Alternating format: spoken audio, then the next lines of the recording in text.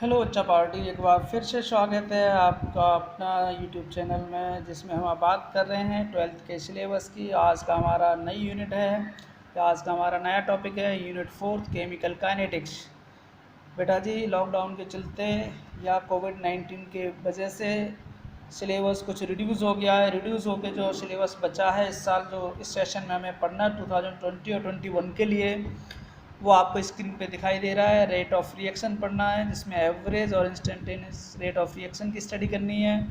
Factors affecting rate of reaction पढ़ना है बेटा। Order and molecularity of reaction पढ़ना है और रेट लॉ पढ़ना है। इसके अलावा specific rate constant, integrated rate equation, half life period for zero order and first order reaction. तो इस सेशन का, इस बार के सेशन का ये हमारा सिलेबस है जो हमें कवर करना है। तो चलिए स्टार्ट करते हैं, वन बाय वन इन सारे टॉपिक्स को एक करके देखते हैं। तो बच्चा पार्टी, जैसा कि स्क्रीन पे दिख रहा है आपको, lesson number 4 chemical kinetics start करते हैं बेटा। तो केमिकल काइनेटिक्स क्या है? केमिकल काइनेटिक्स है to study the rate and mechanism of a chemical reaction. किसी भी केमिकल रिएक्शन की स्पीड यानी रेट और उसके मैकेनिज्म की स्टडी करना कहलाता है बेटा केमिकल काइनेटिक्स। तो chemical kinetic to study the rate and mechanism of a chemical reaction is called chemical kinetics. तो सिलेबस का अगला टॉपिक है रेट ऑफ ए रिएक्शन। तो what is the rate of reaction? It is defined as the change in concentration of either reactant और product with respect to time. Rate of reaction से मतलब बेटा speed of the reaction. अभी speed of the reaction कैसे पता चलेगा? वो पता चलेगा कि विद रेस्पेक्ट टू टाइम, समय के साथ रिएक्टेंट या प्रोडक्ट की कंसंट्रेशन में कितना चेंज हो रहा है, वो कहलाता है रेट ऑफ रिएक्शन। और ये कैसे निकालते हैं? इसके लिए consider the following reaction, rate reactant R change into product P. तो रेट कैसे गिवन होगा? चेंज इन, ये जो ट्राइंगल का निशान है delta, change in concentration of reactant divide by time taken या चेंज इन टाइम, और यही इक्वल होगा change in concentration of product divide by time taken.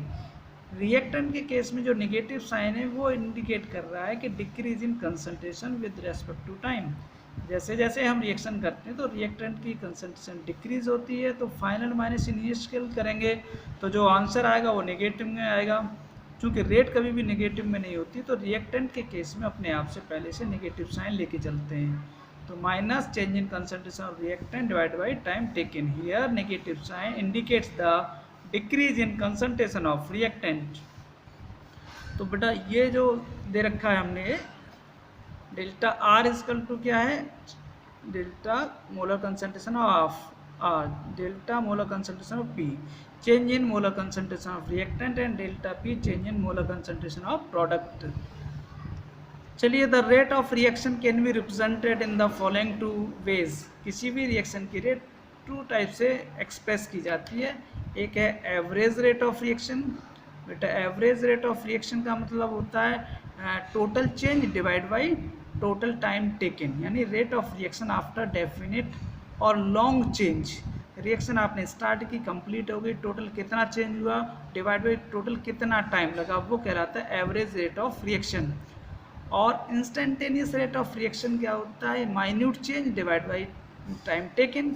Rate of reaction after minute change, reaction थोड़ी सी start ही, आपने definite interval minutes या seconds में लिया और वहाँ रेट हमने निकाल ली, तो कहलाता है इंस्टेंटेनियस रेट ऑफ रिएक्शन। और इसको कैसे हमने शो करते हैं तो हम देख लेते हैं। जैसे हमने लिखा H2 + I2 change into 2HI।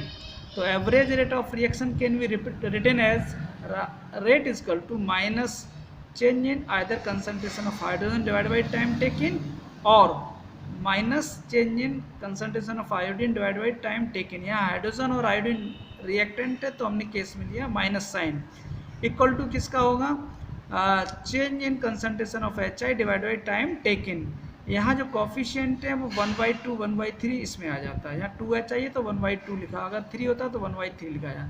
तो ये रिप्रेजेंटेशन हो गया एवरेज रेट ऑफ रिएक्शन का।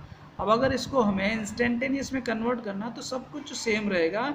जो ट्राइंगल डेल्टा बना है इसकी जगह डी वर्ड आ जाएगा, DH2/dt, DI2/dt, हाफ DHI/dt। तो डी वर्ड शो कर रहा है माइन्यूट चेंज को, डेल्टा वर्ड शो कर रहा है सफिशिएंट चेंज को, यानी टोटल चेंज को। तो ये कहलाता है इंस्टेंटेनियस रेट ऑफ रिएक्शन। और बाकी नेगेटिव साइन रिएक्टेंट में इसमें भी यूज़ करते हैं। तो ये था बेटा rate of reaction, two types के, average and instantaneous rate of reaction. आगे बात करते हैं, 1 मिनट में ज़रा पेज को टर्न कर लूँ। ओके, ये रहा हमारा नेक्स्ट पेज। तो यहाँ हमने शो किया here D shows minute change. D क्या शो कर रहा है? माइन्यूट चेंज को शो कर रहा है। एक और एग्जांपल लिया हमने, N2 + H2 change into 2NH3। Average rate of reaction can be written as, बेटा नाइट्रोजन रिएक्टेंट तो -N2/ΔT equal to hydrogen H2/ΔT। Hydrogen के साथ कोफिशिएंट 3 है तो हमने लिख दिया 1/3 इक्वल टू 1/2 NH3/ΔT। ये हो गया आपका एवरेज रेट ऑफ रिएक्शन। और इंस्टेंटेनियस में क्या करना है, आपको वर्ड यूज़ कर देना डेल की जगह D, N2/dt -1/3 DH2/dt equal to ½ TNH3/dt। ये हो गया आपका इंस्टेंटेनियस रेट ऑफ रिएक्शन। अब नए टॉपिक पे आ जाते हैं, factors affecting rate of reaction. Reaction rate को अफेक्ट करने वाले कौन कौन से फैक्टर्स हैं उनकी बात कर लेते हैं। तो उनमें से फर्स्ट है नेचर ऑफ रिएक्टेंट। तो नेचर ऑफ रिएक्टेंट में बेटा देखिए, फर्स्ट है ionic reactions are faster than covalent reactions. Ionic क्यों फास्ट होती है? क्योंकि आयनिक रिएक्शंस को जैसे आप डिसॉल्व करेंगे वाटर में तो आयंस का एक्सचेंज हो जाएगा, कोई बॉन्ड ब्रेकिंग नहीं, कोई बॉन्ड फॉर्मेशन नहीं। बिकॉज कोवलेंट जबकि कोवलेंट रिएक्शन फास्ट स्लो क्यों होते हैं? Because covalent reactions involve break down of old bonds, पुराने बॉन्ड्स टूटेंगे, and formation of new bond form होंगे, which is time taking process. whereas ionic reactions involve interconversion of ions या rearrangement of ions. Ionic bond में बेटा केवल ions का rearrangement होना है, जबकि कोवलेंट में जैसे H2 + I2 है तो दोनों का बॉन्ड टूटेगा, H2 का बॉन्ड टूटेगा, I2 का बॉन्ड टूटेगा और नया बॉन्ड बनेगा, वो कौन सा? HI। तो इस चीज़ को हम आपको ये कह सकते हैं कि कोवलेंट रिएक्शन स्लो होती हैं, आयनिक रिएक्शंस फास्ट होती हैं। दूसरा ये है कि रिएक्शन रेट बॉन्ड मल्टीप्लाइसिटी के इन्वर्सली प्रोपोर्शनल होता है। अगर सिंगल बॉन्ड है आसानी से टूट जाएगा, रिएक्शन फास्टर होंगी। डबल बॉन्ड है तो देर से टूटेगा, ट्रिपल बॉन्ड और भी देर से टूटेगा। तो triple bond containing reactions slowest होती हैं। Again rate of reaction inversely proportional to number of bonds. किसी रिएक्शन में एक बॉन्ड टूटना है तो रिएक्शन फास्ट होगी, किसी रिएक्शन में ज़्यादा बॉन्ड टूटना है, इसमें देखिए 4 बॉन्ड ब्रेक हुए और 4 बॉन्ड फॉर्मेशन हुई, तो ये रिएक्शन सेकंड वाली स्लो होगी। इसमें केवल एक ही हाइड्रोजन रिप्लेस हुआ तो रिएक्शन फास्ट होगी। तो ये थे फैक्टर्स, जिसमें फर्स्ट फैक्टर था concentration of reactants.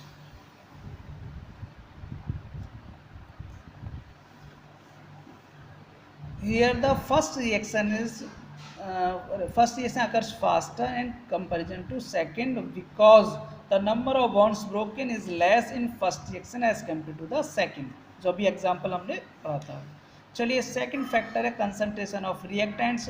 Reaction rate बेटा कंसंट्रेशन के डायरेक्टली प्रोपोर्शनल होती है। जितना ज़्यादा रिएक्टेंट होगा रिएक्शन रेट उतनी ही फास्ट होगी। क्यों होगी? क्योंकि उसमें रिएक्टेंट मॉलिक्यूल ज़्यादा होंगे, आपस में कोलाइड करेंगे, जितना ज़्यादा कोलाइजन होगा रिएक्शन रेट उतनी ही फास्ट होगी। हमने ऊपर लिखा भी है for a reaction to occur there must be collision between reacting molecule. Reacting molecules आपस में टकराएंगे तो रिएक्शन फास्ट होगी। और कंसंट्रेशन है, अगर कंसंट्रेशन रिएक्टेंट की ज़्यादा है तो मॉलिक्यूल्स ज़्यादा होंगे तो कोलिजन की प्रोबेबिलिटी ज़्यादा होगी, तो ये रिएक्शन रेट भी फास्ट होगी।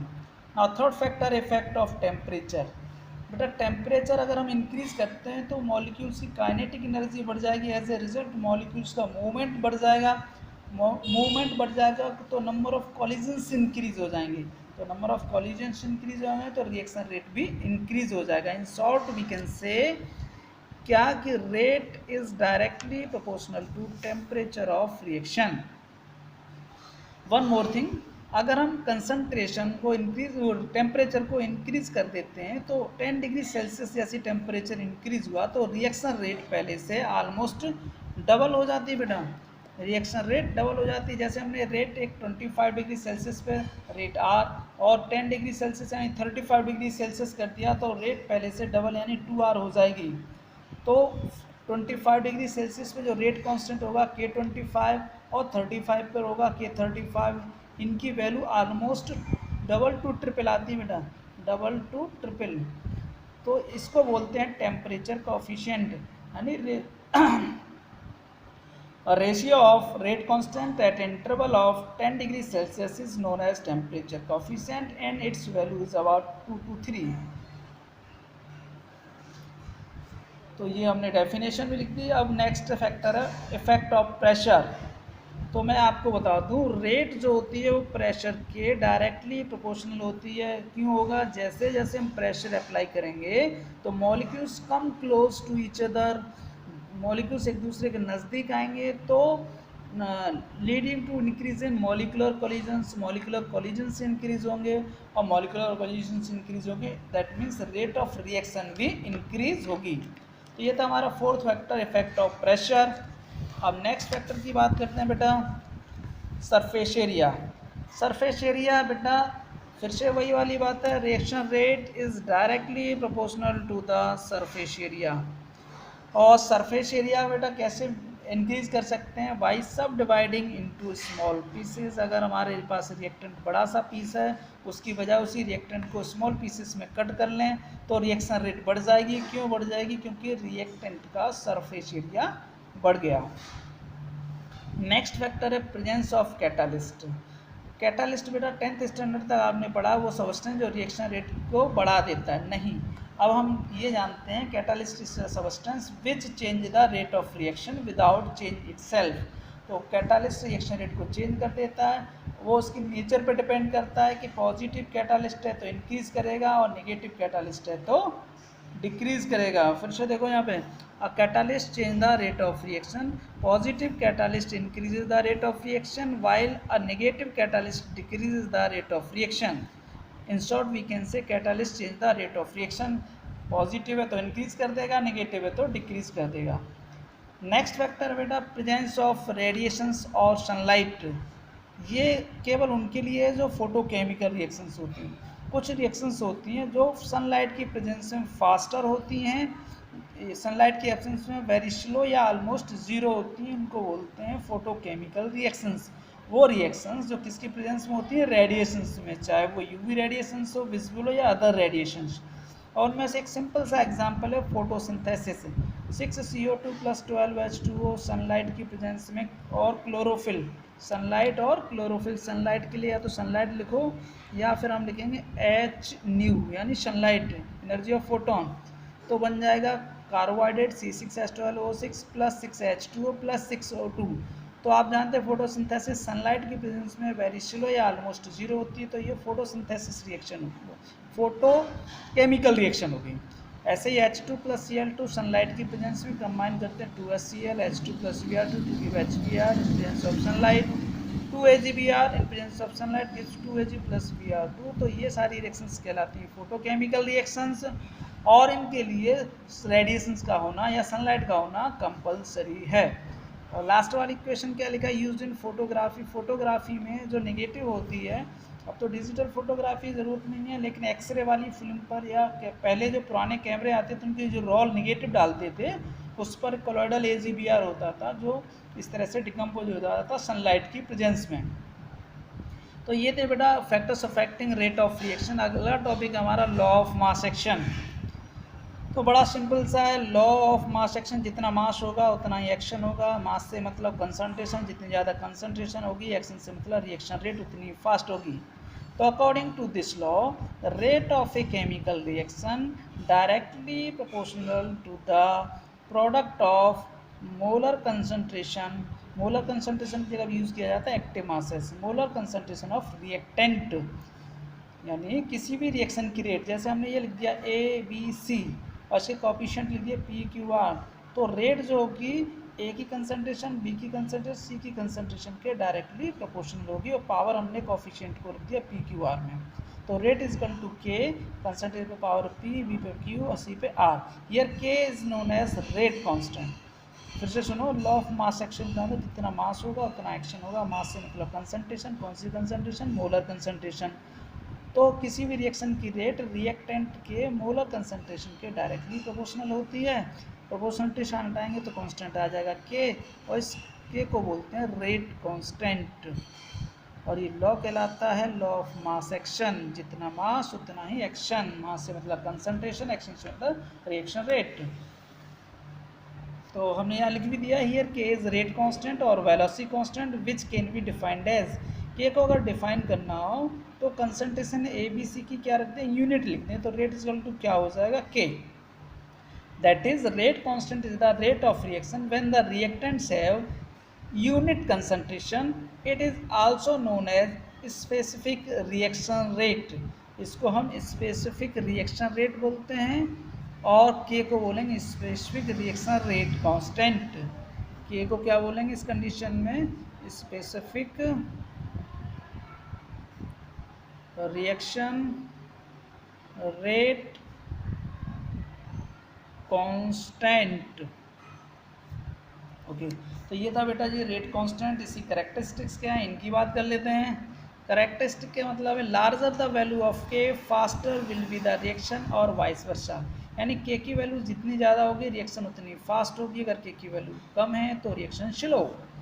It has constant value for a particular reaction, different reactions have different value. यानी के की वैल्यू किसी एक रिएक्शन के लिए कंसंट्रेशन पे डिपेंड नहीं करती है। कितना भी कंसंट्रेशन कम से स्टार्ट करो, ज़्यादा से स्टार्ट करो, कांस्टेंट रहेगी। बट डिफरेंट रिएक्शंस के लिए डिफरेंट वैल्यू ऑफ के। ओके, थर्ड तब it's value depends upon the temperature. के की वैल्यू किस पे डिपेंड करती है, टेम्परेचर पे। And is independent on the concentration of reactant. Reactant की कंसंट्रेशन पे डिपेंड नहीं करती है। द वैल्यू ऑफ के, लास्ट वाला पॉइंट जरूर याद रखना। के की वैल्यू किस पे डिपेंड करती है, टेम्परेचर पे। और किस पे डिपेंड नहीं करती है, कंसंट्रेशन ऑफ रिएक्टेंट्स पे।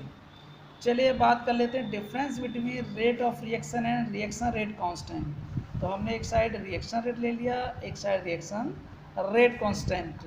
तो फर्स्ट है it is the speed of the reaction.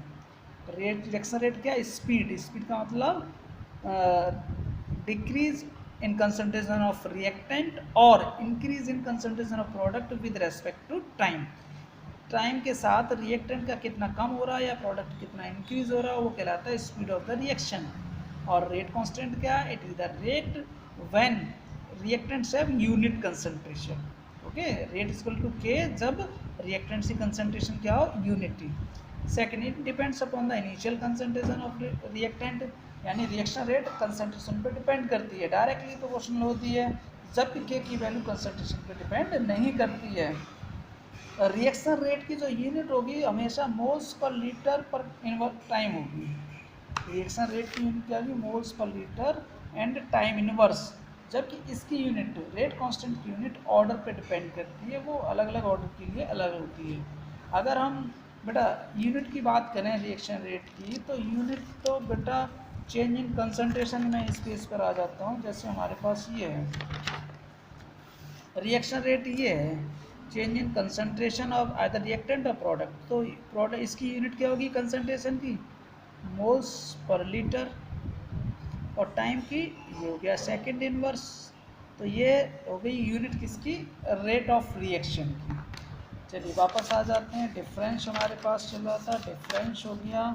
अब बात करेंगे अगले टॉपिक की, रेट लॉ एक्सप्रेशन।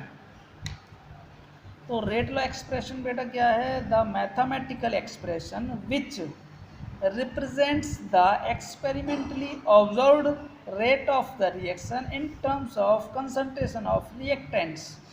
यानी ये क्या है, एक तरह से मैथमेटिकल इक्वेशन है जो क्या शो करती है कि एक्सपेरिमेंटली वैल्यू को शो करती है। इस बात को जरूर ध्यान रखना है, यहाँ हमने वर्ड यूज किया, it represent the experimentally observed rate of reaction in terms of concentration of reactants। Consider the reaction A, B and C combined to give product। Here small a, small b, small c represent the coefficient या number of moles। तो rate law according to law of mass action, law of mass action ये कहता है rate is equal to K molar concentration of A into molar concentration B and C in पे power A B C, जो भी इसमें use हुई coefficient को। But experimentally rate is equal to K molar concentration A की power P, molar concentration B की power Q and molar concentration C की power are. तो ये जो पी क्यू आर हैं ये एक्सपेरिमेंटली डिसाइड होंगी। वैलेंस इक्वेशन को देखकर हम ए बी सी नहीं लिख सकते। अगर हमने बैलेंस इक्वेशन के बेस पर रख दिया तो ये हो गया according to law of mass action, but rate expression experimentally होता है, तो P और Q और R की वैल्यू एक्सपेरिमेंटली डिसाइड होनी चाहिए। दूसरा एग्जांपल है 2NO2 plus F2 change into 2NO2F, तो rate law will be rate is equal to K concentration of NO2 into concentration of F2, और ये कैसा है एक्सपेरिमेंटली बेटा, इक्वेशन को देखकर हम पता नहीं कर सकते, ये एक्सपेरिमेंटल डिसाइड किया जाता है। But according to law of mass action, जब लॉ ऑफ मास एक्शन के अकॉर्डिंग लिखना हो तो रेट इज इक्वल टू के NO2 की पावर 2 क्योंकि 2 कोफिशिएंट है, F2 की पावर 1 क्योंकि 1 कोफिशिएंट है। बट रियल में रेट लॉ एक्सप्रेशन ये होता है एक्सपेरिमेंटली, जो हम प्रैक्टिकली निकालते हैं, थ्योरेटिकली बैलेंस्ड इक्वेशन को देखकर फाइंड नहीं कर सकते ना। ऑर्डर ऑफ रिएक्शन, अगला टॉपिक है हमारा order of reaction. It is the sum of power of concentration term raised in rate law expression और इक्वेशन। ये जो अभी रेट लॉ एक्सप्रेशन हमने लिखा था जिसमें हमने यूज़ क्या किया था P plus Q plus R experimental वाले में, तो जो ऑर्डर होता है N, वो ऑर्डर N होता है P plus Q plus R। Rate law expression में जो पावर्स हैं उनका सम P और QR का सम कहलाता है order of reaction N। Second, order of reaction में भी 0, 1, 2, 3 और फ्रैक्शनल, किसी भी रिएक्शन का जो ऑर्डर है वो 0 ऑर्डर हो सकता है, फर्स्ट ऑर्डर हो सकता है, सेकंड ऑर्डर हो सकता है, third order, even fractional order भी हो सकता है।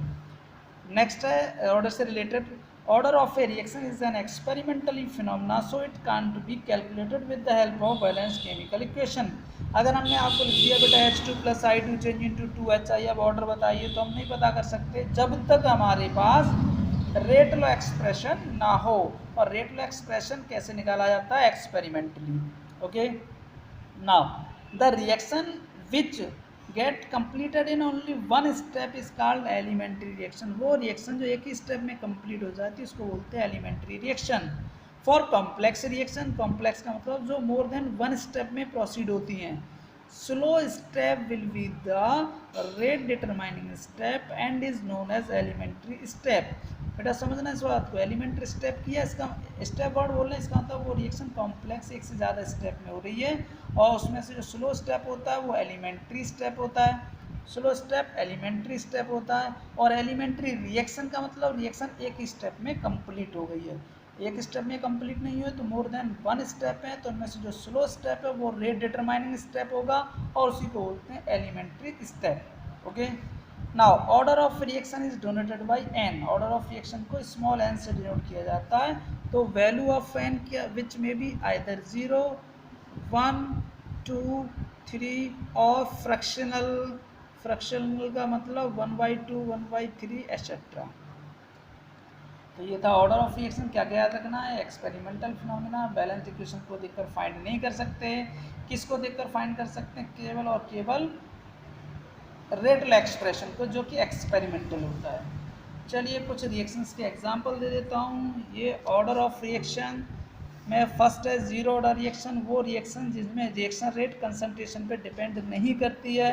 Reaction in which reaction rate is independent of the initial concentration of reactant, for example 2NH3 platinum की प्रेजेंस में N2 plus 3H2, rate is equal to K NH3 की power 0। ये 0 power है, इसका मतलब रेट केवल K पर depend करती है, कंसंट्रेशन पे नहीं, तो 0 order.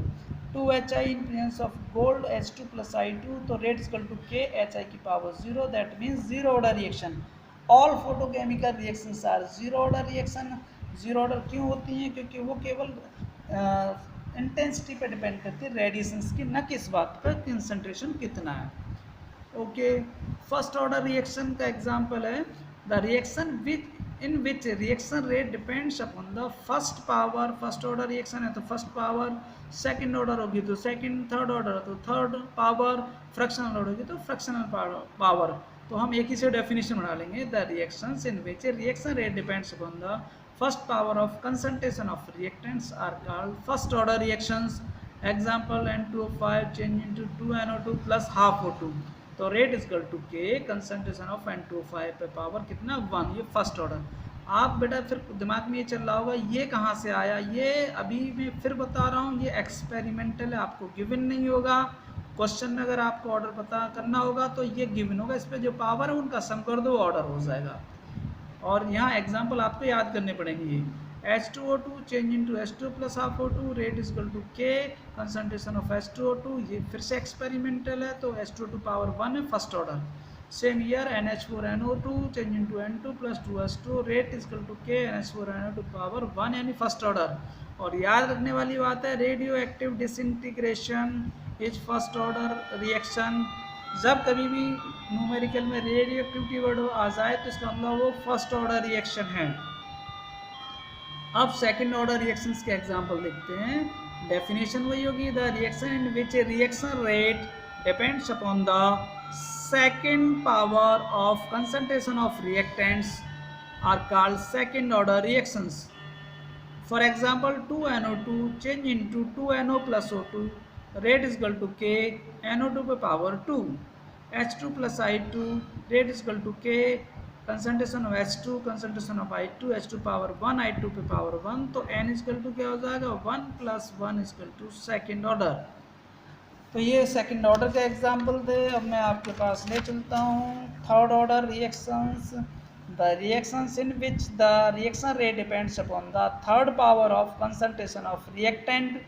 For example 2NO2 plus O2 change into 2NO2 rate is equal to K NO पे पावर 2 O2 पे पावर 1, तो 2 प्लस 1 n इजकल टू क्या हो जाएगा n इजकल टू NO पे power 2 plus O2 power 1 is equal to third order. Second है 2NO plus Cl2, तो rate is equal to K 2NO पे पावर NO पे पावर 2 Cl2 पावर 1, तो n is equal to 2 plus 1 equal to हो गया 3। Now fractional order reaction. बेटा मैं फिर से बता रहा हूँ, इन रिएक्शंस की जो एग्जांपल मैं दे रहा हूँ वो एक्सपेरिमेंटली डिसाइड है, ये आपको लर्न करने हैं। आप ऐसे नहीं बता सकते कि ये फर्स्ट ऑर्डर है सेकंड ऑर्डर, ये केवल आपको दिया होगा रेटल एक्सप्रेशन, तो पावर सम कर दो वही order. Now fractional order, the reaction in which the reaction rate depends upon the fractional power of concentration of reactants are called fractional order reaction. Acetaldehyde को आपने हीट कर दिया, मीथेन प्लस कार्बन मोनोऑक्साइड बन गया, तो rate is equal to K molar concentration of acetaldehyde power 3/2 3/2, तो order हो गया 3/2। एक्सपेरिमेंटली डिसाइड किया, ये फिर से मत पूछना। H2 प्लस Br2 change into 2HBr rate is equal to होगा K कंसंट्रेशन ऑफ H2 इंटू कंसंट्रेशन Br2 पावर 1/2, तो H2 की पावर 1 Br2 पावर 1/2 और ऑर्डर कितना हो गया 3/2।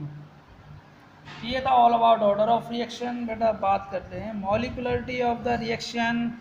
It is the number of reacting species taking part in a elementary step और एलिमेंट्री रिएक्शन।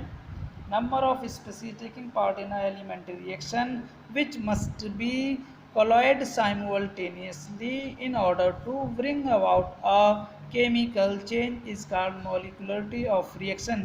किसी भी रिएक्शन में हमने आपको अभी पीछे बताया था कि मॉलिक्यूल्स आपस में टकराते हैं प्रोडक्ट बनता है, तो कितने मॉलिक्यूल एक बार में आपस में टकरा रहे हैं वही मॉलिक्यूलरिटी है जो प्रोडक्ट बनाने में कैपेबल है। तो जैसे H2O2 है एक ही मॉलिक्यूल है तो unimolecular reaction, H2 plus I2 by molecular reaction, 2NO plus O2 try molecular reaction. Order कभी भी 3 से ज़्यादा नहीं होता है, मॉलिक्यूलरिटी भी 3 से ज़्यादा नहीं होती है। अगर ऐसा है तो वो कॉम्प्लेक्स रिएक्शन होती है, मोर देन वन स्टेप में कंप्लीट होती है। Now the difference between order and molecularity of reaction. तो ऑर्डर क्या होता है कि रेटल एक्सप्रेशन में जो पावर्स हैं उनकी कंसंट्रेशन टर्म में उनकी पावर का sum. It is the sum of powers of concentration terms raise then rate law expression. Rate law expression में जो कंसंट्रेशन पे पावर लिखी है वो सम कहलाती है। जैसे हमने लिख दिया rate is equal to K concentration of A concentration of B into concentration of C। इन पे पावर अगर आपने लिख दिया P Q R तो order n is equal to क्या होगा P plus Q plus R, ये कहलाता है ऑर्डर ऑफ रिएक्शन। जबकि मॉलिक्यूलरिटी क्या है, एलिमेंट्री स्टेप या एलिमेंट्री रिएक्शन में कितने मॉलिक्यूल आपस में एक साथ टकरा रहे हैं प्रोडक्ट बनाने के लिए, वो कहलाता है molecularity. It is applicable to elementary as well as complex reaction. और ऑर्डर की बात बेटा एलिमेंट्री और कॉम्प्लेक्स दोनों रिएक्शन के लिए बात कर लेते हैं। कॉम्प्लेक्स है ना एक से ज़्यादा स्टेप में, और ये क्या है, no meaning for complex reaction that is applicable only for elementary reaction. अगर कॉम्प्लेक्स रिएक्शन है तो प्रत्येक स्टेप की मॉलिक्यूलरिटी अलग अलग होती है। एक्सपेरिमेंटली फिनोमिना है, ऑर्डर क्या है, experimentally phenomena which can't be calculated with the help of balanced chemical equation. और जबकि ये थियोरटिकल है, बैलेंस्ड केमिकल इक्वेशन के बेसिस से हम पता कर सकते हैं, ऑर्डर फाइंड नहीं कर सकते हैं। ये ज़रूर याद रखना है कि ये कैसा फिनोमिना, एक्सपेरिमेंटल, ये कैसा है, theoretically phenomena. Order of reaction बेटा ऐसा है, देखो H2+I2 लिखा है तो हम इसमें बता देंगे मॉलिक्यूलरिटी दो, एक हाइड्रोजन एक I2, पर इसमें नहीं पता कर सकते कि 0 फर्स्ट है थर्ड जब तक कि रेटल एक्सप्रेशन ना हो। फोर्थ है order of reaction can B zero, किसी भी रिएक्शन की ऑर्डर जीरो हो सकती है, मॉलिक्यूलरिटी जीरो नहीं हो सकती है। ऑर्डर आपका फ्रैक्शनल नंबर में हो सकता है बट मॉलिक्यूलरिटी कभी भी फ्रैक्शनल नहीं हो सकती। कॉम्प्लेक्स रिएक्शन में स्लो स्टेप होता है rate determining step of complex equation में molecularity is given for elementary step the molecularity and order of the slowest step will be same. Slow step होगा जो एलिमेंट्री स्टेप, उनकी molecular order क्या होगा, same होगा। तो ये थे बच्चा party difference between order and molecular of reaction. Now integrated rate equation. अब मैं चाहूँगा बेटा इस इंटीग्रेटेड रेट इक्वेशन की बातें हम अगले वीडियो में करते हैं।